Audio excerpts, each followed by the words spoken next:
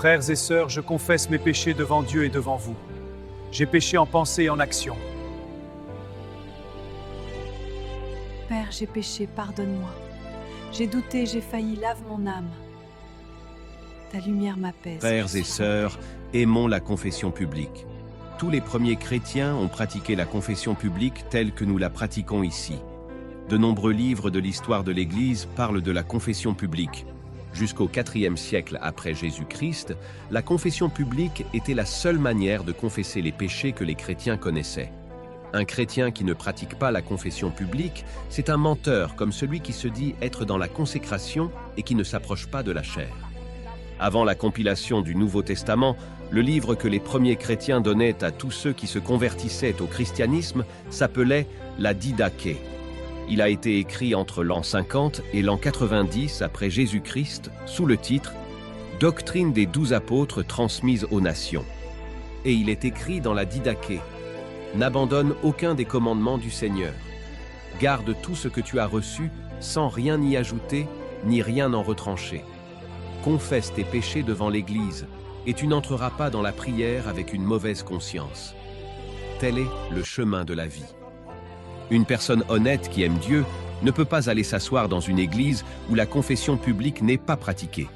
C'est à cela que vous reconnaîtrez les gens honnêtes et les gens malhonnêtes en manteau de chrétiens. Ce que nous appelons sanction aujourd'hui, cela s'appelait pénitence dans l'église primitive. Par exemple, pour la confession d'un mensonge ou d'un petit vol, la pénitence pouvait être de 3 jours de jeûne. Et pour un adultère, c'était une excommunication temporaire, c'est-à-dire une sanction dehors. Mais du côté de l'Église catholique, les sanctions étaient en argent. Et déjà, les premiers pasteurs étaient incapables de maintenir leurs assemblées dans la sainteté. Et donc, à cause des péchés, beaucoup de chrétiens quittaient l'Église pour ne pas venir répéter les mêmes confessions devant l'assemblée et marcher de pénitence en pénitence. De tout temps, quand la sacrificature échoue, le péché s'installe et soit les assemblées sont froides et pleines de péchés, soit elles se vident de leurs fidèles.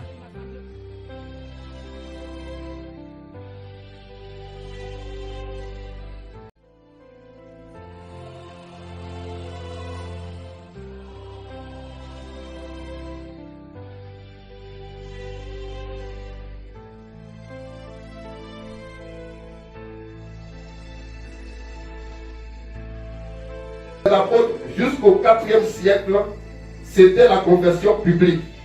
Puis l'Église catholique romaine a mis fin à cela et a institué la confession auriculaire. Dieu ne peut pas vous écouter à moins que votre confession soit publique, car c'est un commandement. Ne confondez pas faire des confidences et se confesser.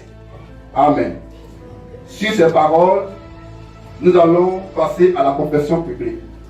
Un frère ou une sœur n'a pas été en accord avec le message durant la semaine, l'occasion lui est donnée de se tenir debout humblement et confesser ses péchés. Nous passons à la confession publique.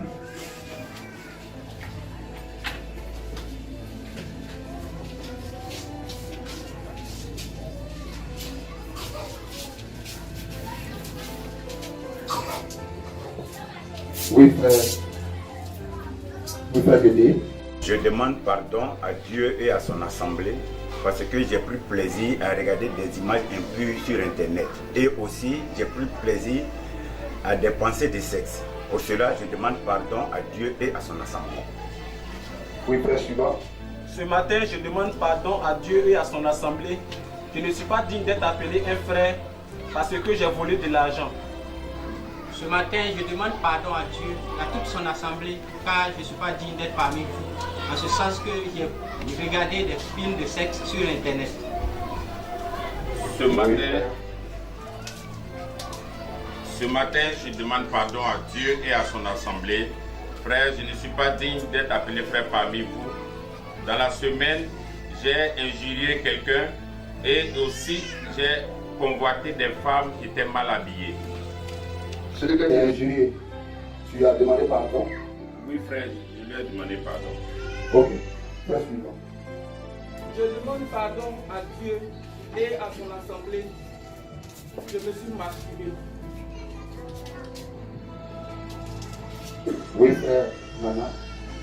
Ce matin, je demande pardon à Dieu et à toute son assemblée pour avoir commis un péché de sexe avec une païenne.